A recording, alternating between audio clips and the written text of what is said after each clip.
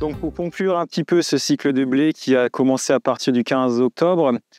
les grands faits marquants qui seraient à retenir, je dirais principalement, c'est la pluviométrie assez excessive qui a débuté déjà à partir des semis, quasiment continue jusqu'à la fin du mois de mai, très conséquente, qui a atteint un cumul de pluie de 610 mm, qui équivaut quasiment à une année complète de pluviométrie concentrée sur seulement les 8 premiers mois de l'année. Cette pluviométrie était très hétérogène, je dirais, entre le nord et le sud du département, avec un gradient du simple au triple. Deuxième fait marquant de ce cycle du blé, et qui peut poser des questions sur l'impact du potentiel, c'était la pression maladie, qui était très extrême cette année.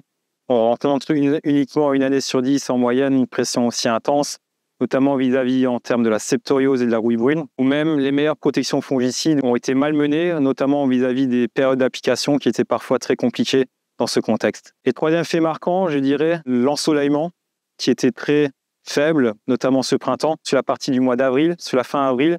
à un stade qui pourrait être critique vis-à-vis de la méiose du blé,